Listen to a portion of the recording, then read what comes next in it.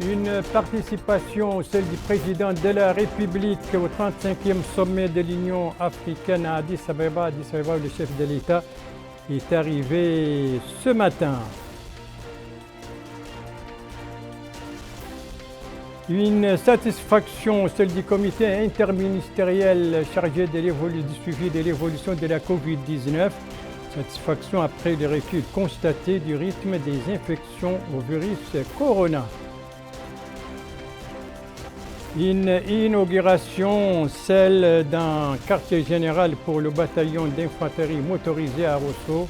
C'était ce matin par le ministre de la Défense, en même temps d'ailleurs que l'inauguration d'une unité de réfrigération par les ministres de la Défense nationale, mais aussi les ministres de l'Agriculture. Voilà pour les principaux titres de votre journal. Et c'est parti, mesdames, mesdemoiselles, messieurs, bonsoir et bienvenue à votre 22h de ce vendredi 4 février 2022. En 22h que nous commençons par une page diplomatique là-bas à partir d'Addis Abeba, la capitale éthiopienne, où le président de la République se trouve depuis ce matin. On doit voir les images de l'arrivée du président de la République. Les voilà, ça c'était son arrivée donc ce matin à l'aéroport international de la capitale éthiopienne.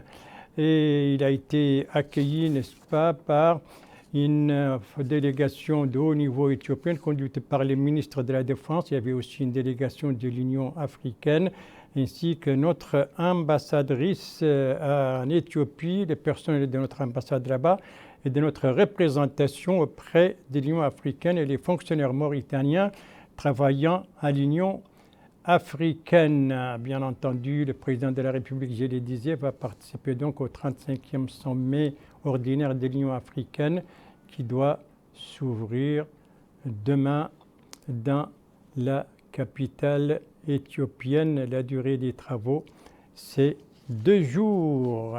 C'est un sommet en présentiel puisque les derniers sommets s'étaient tenus par visioconférence. Covid-19 oblige. Ici, les chefs de l'État poursuivent donc de saluer les personnalités qui sont venues à l'accueil. Et vous le voyez, les acrobates étaient là aussi, des groupes de danse populaire. Ici, une pause au salon d'honneur de l'aéroport, accompagnée donc des délégations éthiopiennes et des délégations de l'Union africaine, ainsi que notre ambassadrice. C'était donc l'arrivée ce matin du président de la République à Addis Abeba pour participer au 35e sommet de l'Union africaine. Travaux qui commenceront donc demain.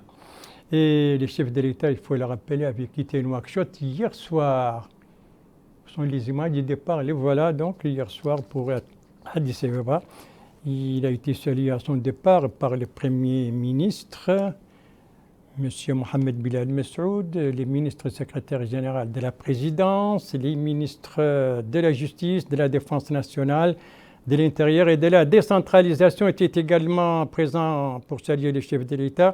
Les chefs d'état-major particuliers du président de la République, la directrice adjointe du cabinet du président de la République, le wali de Nouakchott-Ouest et la présidente du conseil régional. En ce qui concerne la délégation d'accompagnement, eh bien, c'est une délégation qui comprend les ministres des Affaires étrangères, de la coopération, des Mauritaniens de l'extérieur, les directeurs du cabinet du président de la République, notre ambassadrice en Éthiopie, ainsi qu'un chargé de mission à la présidence de la République et bien entendu les directeurs généraux du protocole d'État. Voilà donc pour cette page diplomatique consacrée à l'arrivée du président de la République à Addis Abeba et à sa participation au 35e sommet ordinaire de l'Union africaine, un sommet qui doit s'ouvrir demain et dont les travaux doivent durer 2 jours. Bon, après les diplomatiques, maintenant, la politique intérieure. La politique intérieure, pour commencer, avec une page médicale en 2 volets, la réunion du comité interministériel et l'évolution de la pandémie de la Covid-19. Commençons donc par le premier volet, à savoir la réunion du comité interministériel chargé du suivi de l'évolution de la pandémie de la Covid-19. Cette réunion s'est tenue aujourd'hui. Elle était présidée par le Premier ministre, M.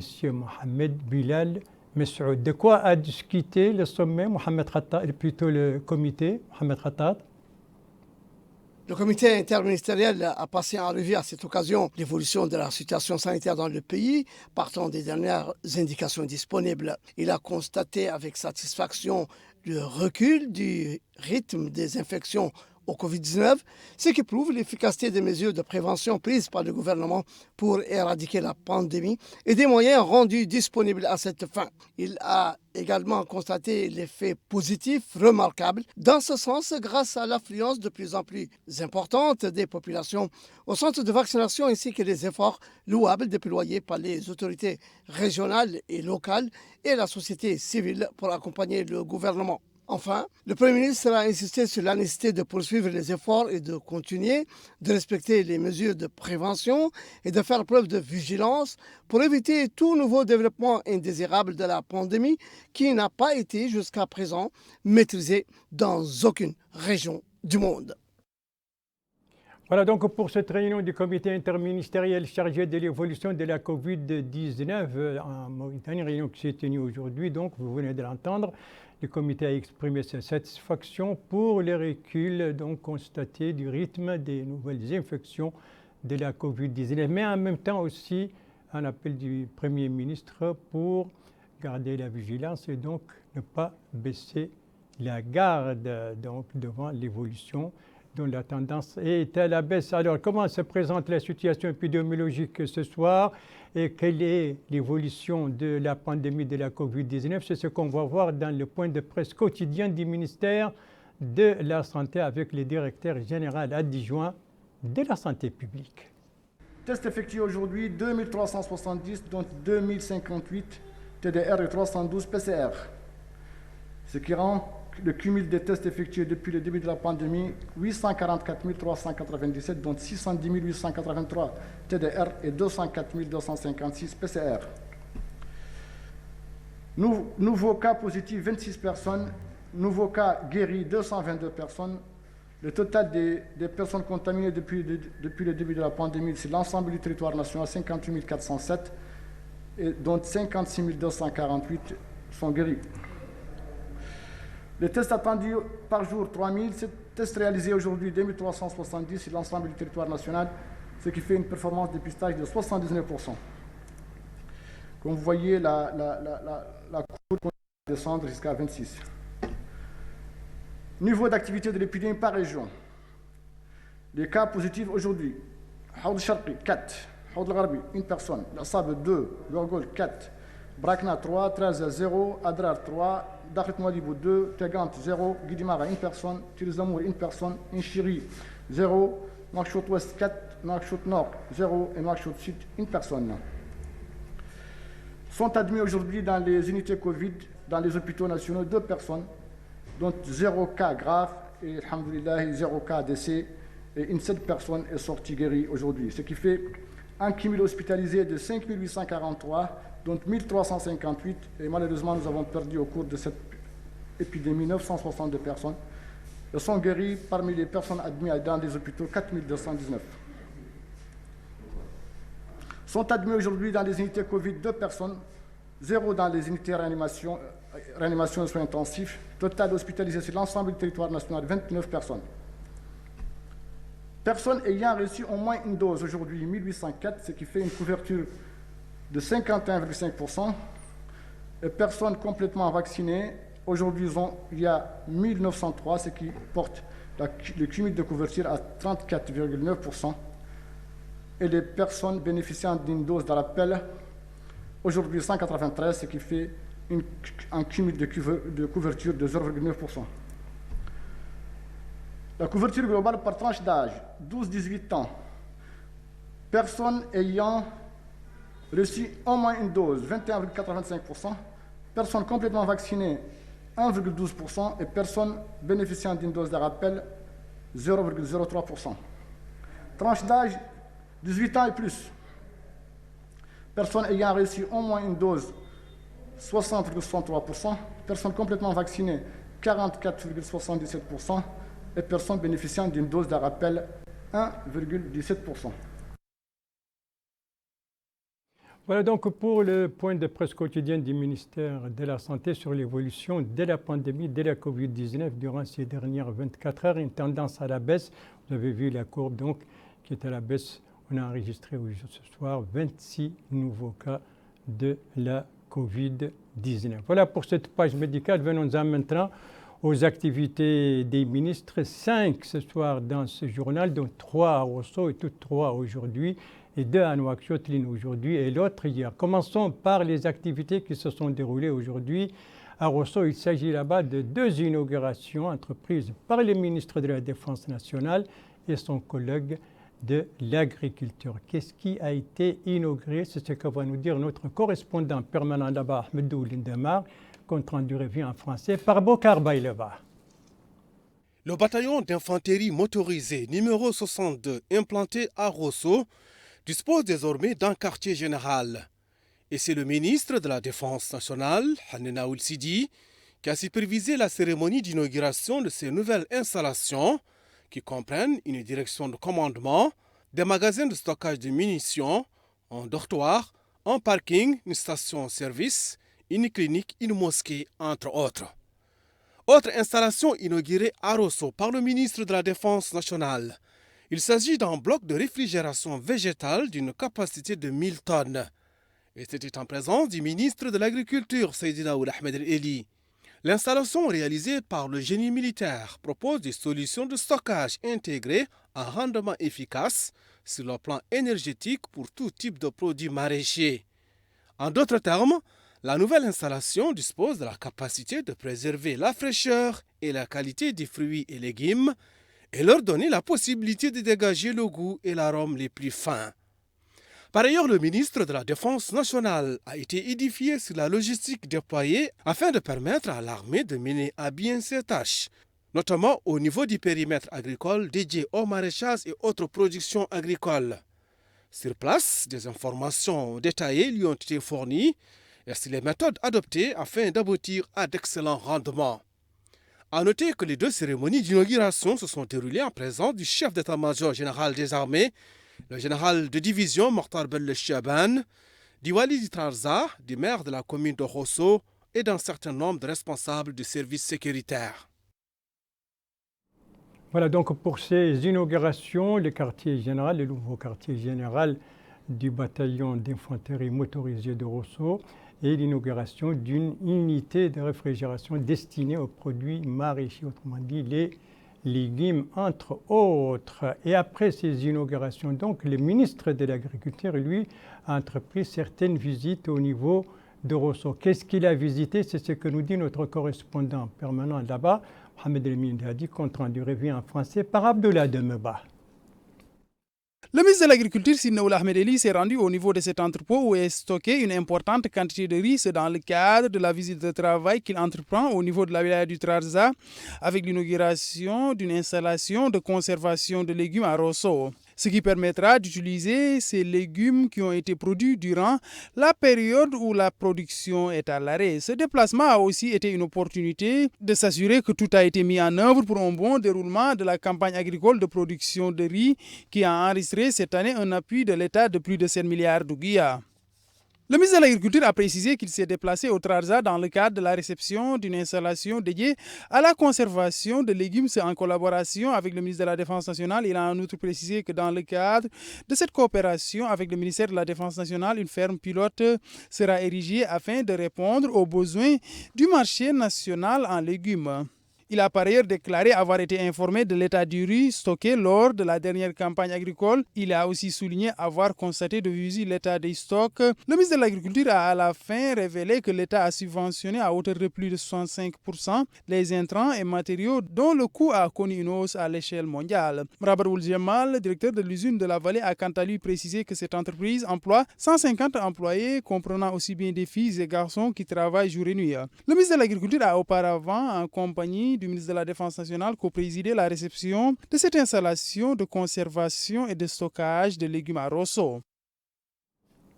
Voilà pour ces visites donc entreprises par le ministre de l'Agriculture à Rosso. C'était les 3 activités ministérielles qui se sont déroulées aujourd'hui dans la capitale du Trarza. Venons-en maintenant aux 2 autres activités ministérielles qui se sont déroulées à Nouakchott, l'une aujourd'hui et l'autre hier. Celle d'aujourd'hui, c'est une cérémonie de décoration entreprise par le ministre des Affaires économiques et de la promotion des secteurs productifs.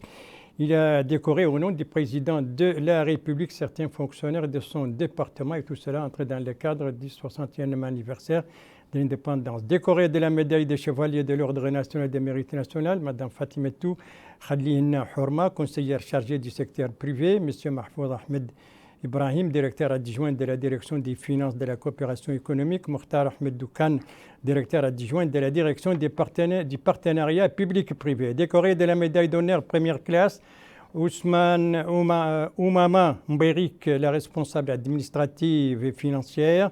Décoré de la médaille d'honneur deuxième classe, Azman Bastandia, agent administratif et financier. Décoré de la médaille d'honneur troisième classe, Mohamed Salek Samouri Ngoulou, employé. Et enfin, Adema Ali Kouloubali, chauffeur. Ce sont des fonctionnaires, des employés donc du ministère des Affaires économiques et de la promotion des secteurs productifs qui ont été décorés aujourd'hui par les ministres au nom du président de la République dans le cadre donc de la célébration du 61e anniversaire de l'indépendance, 60e anniversaire de l'indépendance nationale. L'autre activité ministérielle à Nouakchott, celle-là, elle s'est déroulée hier et elle concerne la ministre de l'Enseignement supérieur et de la Recherche scientifique. En quoi consiste cette activité? C'est le lancement de la stratégie de l'enseignement supérieur. C'est un compte-rendu de Mohamed Khattat. C'est une stratégie nationale de l'enseignement supérieur 2021-2030 qui se fonde sur un diagnostic de la réalité du secteur et qui est destinée à servir de référentiel de base pour la mise en œuvre de la politique du gouvernement dans ce domaine. Il est vrai que l'adéquation formation-besoin du marché a toujours été oubliée, d'où l'intérêt d'adapter l'enseignement supérieur au contexte du marché du travail et de faire évoluer le système éducatif en fonction des spécificités de ce marché du travail mauritanien. Pour la ministre de l'Enseignement supérieur et de la Recherche scientifique, Mme Amal Sidi Ould Cheikh Abdallahi, c'est une stratégie qui a été élaborée par des groupes d'experts nationaux et étrangers, suivant une approche commune de collecte de données précises qui souligne le décalage entre l'enseignement supérieur, les besoins du marché du travail et le suivi des étudiants. De son côté, M. Jean-Jacques Paul, le consultant auprès de l'UNESCO pour l'Institut international de planification de l'éducation, cette stratégie est le fruit d'un travail collectif qui répond à la question de la nécessaire diversification de l'enseignement supérieur. D'un long travail d'élaboration de cette stratégie du ministère de l'Enseignement supérieur de la République mauritanienne jusqu'à l'horizon 2030. Alors, je présente cette stratégie, j'en suis fier, mais je dois dire aussi que cette stratégie, c'est le produit d'un travail collectif. C'est le produit d'un travail collectif avec de nombreux partenaires, de nombreux membres du ministère de l'Enseignement supérieur. La cérémonie a été également l'occasion pour les experts de présenter des exposés sur cette stratégie nationale de l'enseignement supérieur en 4 chantiers principaux, à savoir mobiliser les moyens adaptés au développement de l'enseignement supérieur, fortifier la gouvernance des établissements de l'enseignement supérieur, renforcer l'efficacité des établissements supérieurs et renforcer la stratégie en matière de recherche et d'innovation. Pour ce responsable au ministère de l'Enseignement supérieur et de la Recherche scientifique, il n'y avait pas de vision à long terme, dit-il. Mais maintenant, nous avons une feuille de route et des objectifs à atteindre et nous avons défini un plan d'action pour ce faire. Il convient de noter que cette stratégie nationale de l'enseignement supérieur a été élaborée dans 2 langues, l'arabe et le français, et devra permettre d'aller de l'avant. Et ça, c'était donc la cérémonie de lancement de cette stratégie nationale de l'enseignement supérieur. Et c'était hier, donc, sous la surveillance donc, de la ministre de l'Enseignement supérieur et de la Recherche scientifique. Maintenant, je vous propose un tour du côté de l'aéroport international de Moutounsi, l'aéroport international de Nouakchott, bien entendu. Un aéroport où il y a du nouveau aujourd'hui, du nouveau avec un free shop et un hôtel. Et tous deux ont été inaugurés aujourd'hui, cérémonie présidée par le secrétaire général du ministère de l'Équipement et des Transports en compagnie de son collègue des Affaires étrangères, de la coopération et des Mauritaniens de l'extérieur. C'est un compte-rendu de Melika Nakli. L'aéroport international d'Umtumsi à Nouakchott se voit doté au niveau du hall des départs d'un restaurant pour voyageurs d'une surface de 350 m² et d'une boutique duty-free shop de 250 m², répondant à un design et à des normes de qualité de haut niveau qui sied à notre capitale Nouakchott. L'inauguration de ces deux structures permettront de créer plus de 50 emplois directs et 100 indirects. À cette occasion, le secrétaire général du ministère de l'Équipement et des Transports a souligné que l'inauguration de ces deux structures permettront d'améliorer la qualité des prestations proposées aux voyageurs en leur offrant plusieurs services à des prix hors taxes. De même que l'édifice qui abrite le restaurant et le café offre aux voyageurs le confort et des services de grande qualité. Le Fruit Shop, quant à lui, donnera l'occasion de commercialiser des produits mauritaniens qui seront exposés aux côtés des produits de grandes marques internationales. Le directeur général d'Afroport Mauritanie, M. Elias Kerfahi, souligne que la mise en place de ces structures s'inscrit dans le cadre de l'amélioration de la qualité des services de l'aéroport fournis par Afroport pour les passagers conformément aux normes internationales. D'autre part, dit-il, nous avons veillé à choisir l'une des marques pionnières dans le domaine de prestation de services dans les aéroports internationaux. C'est ainsi, dit-il, que nous avons un accord de partenariat avec la société Lagardère Retail Services. En dépit, dit-il, des répercussions négatives de la Covid-19 sur le trafic aérien, Afroport Mauritanie continuera d'améliorer les prestations fournies au niveau de l'aéroport et y apportera bien d'autres services au cours du deuxième semestre de cette année en vue de moderniser l'aéroport et d'attirer d'autres investissements. La société Lagardère possède une grande expérience dans le domaine commercial et des services fournis aux passagers des aéroports. C'est important pour nous d'accompagner le développement du pays par nos actions, humblement à notre niveau, en apportant 2 magasins modernes à l'aéroport de Nouakchott. En 6 mois, on a réussi à passer d'une idée à des magasins qui sont opérationnels. Ça a été rendu possible en une période finalement très courte, grâce à une très bonne collaboration et une aide, nous vous en remercions, des autorités mauritaniennes. Mais au moment de quitter le sol mauritanien, on voulait donner l'occasion de voir le meilleur de ce que peut faire la Mauritanie. Nous travaillons ardemment avec les fournisseurs locaux pour justement mettre en valeur le patrimoine mauritanien, qu'on a travaillé à un investissement qui représente un demi-million d'euros dans cette première phase. L'aéroport international de Mtumsi disposera, en plus du Fruit Shop et du restaurant, d'un salon VIP de grand confort réservé aux personnalités et diplomates. Voilà pour la nouveauté donc à l'aéroport international Mtumsi. Merci de suivre les JTF de Mauritania. La suite du journal avec 2 étapes à l'intérieur du pays, la capitale de la Saba et la capitale du Gorgol. On va commencer par Kifa qui vient de vivre une journée de réflexion organisée par la commune de Kifa.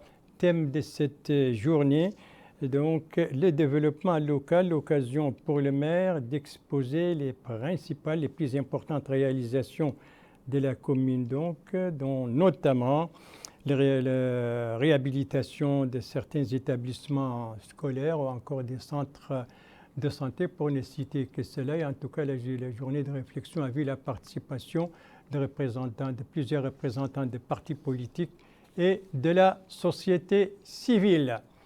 Après le développement local, le pédagogique avec l'ENES, l'école normale avec l'ENI plutôt, l'école normale des ingénieurs de Kaïdi, dont les élèves maîtres viennent d'entamer leur phase pratique. Ce sont les élèves donc de la 3e année, c'est ce que nous dit notre correspondant permanent là-bas, Mohamed Ali Salek. Correspondance revue en français par Abdoulaye Demeba. 3 ans durant, les élèves de l'école normale des instituteurs ENI de Kaïdi reçoivent une formation afin de leur permettre d'exercer convenablement la tâche qui leur est dévolue. Durant la dernière année de leur cursus, les sortants suivent ainsi un stage pratique au niveau de certaines écoles rattachées à l'ENI. Le directeur de l'ENI de Kaïdi a souligné que dans le cadre de la formation, les élèves de l'ENI de Kaïdi sont envoyés en immersion au niveau des établissements relevant de l'ENI de cette ville. Ce qui, dit-il, afin de leur permettre de se familiariser et se frotter aux réalités quotidiennes en milieu scolaire. L'école annexe de Kaïdi fait partie de ces établissements qui accueillent ses élèves maîtres. Le directeur de l'école annexe de Kéidi a affirmé que dans le cadre de ce programme de perfectionnement de la formation professionnelle, ils ont eu à accueillir 60 élèves maîtres en arabe et français. Ces derniers sont en train de prodiguer des enseignements à ces élèves. Ils en sont à leur premier contact avec le milieu scolaire en qualité d'instituteurs sous le regard de leur formateur. Cet inspecteur formateur a indiqué à la suite des cours théoriques qu'ils ont reçus, les élèves maîtres sont mis en stage de perfectionnement au niveau de l'école annexe, ce afin de parachever leur formation. Quant aux élèves maîtres, ils ont souligné qu'elles sont à leur 3e année de formation. Ils ont tour à tour souligné avoir bénéficié de cette immersion au niveau de ces écoles à la suite de leur formation théorique. Voilà donc pour ces élèves maîtres de l'ENI de Kéidi. Bonne chance donc et pour la théorie et pour la pratique. Et c'est à l'ENI de Kéidi que s'achève ce journal. Merci à vous, madame, mademoiselle, monsieur, de l'avoir suivi. Merci bien entendu aux équipes rédactionnelles et techniques qui ont participé à sa conception. Je vous en rappelle les principales informations. Ça, c'est l'arrivée ce matin à Addis Abeba, la capitale éthiopienne du président de la République, M. Mohamed Cheikh El Ghazouani. Il vient là-bas pour participer aux travaux de la 35e session du sommet des chefs d'État africains qui doit débuter demain, dont les travaux doivent durer 2 jours. Ici, c'est la réunion par visioconférence du comité interministériel chargé de l'évolution de la Covid-19, comité qui a exprimé sa satisfaction pour les reculs constatés dans les nouvelles infections de la Covid-19. Ici, c'est l'inauguration donc aujourd'hui à Rosso d'un quartier général pour le bataillon motorisé d'infanterie motorisée et l'inauguration en même temps donc d'une unité de réfrigération. Ce sont des inaugurations supervisées par le ministre de la Défense nationale en compagnie de son collègue de l'Agriculture.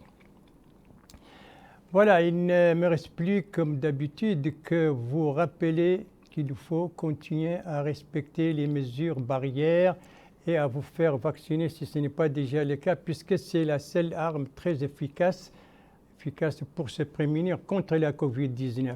Les mesures préventives et le respect, cela nous amène de ne pas contaminer et de ne pas être contaminé. La vaccination, cela permet de renforcer la défense de notre organisme en renforçant donc nos anticorps contre tout virus. Donc, ce sont des gestes très simples qui dépendent de chacun de nous et qui ne demandent pas beaucoup d'efforts, sinon la volonté de les appliquer. Et pourtant, ce sont des gestes qui permettent de sauver des vies. Votre santé est entre vos mains. Prenez soin de vous pour vous préserver et pour préserver les autres. Et si vous aimez vos proches, eh bien, pas d'approche et pas non plus de reproches. Et comme vous le savez, tous vaccinés, tous protégés. Et il ne me reste plus qu'à vous souhaiter une très très bonne fin de soirée, une très très bonne fin de semaine et à vous donner rendez-vous, Inch'Allah, demain à la même heure, 22h. Bonsoir.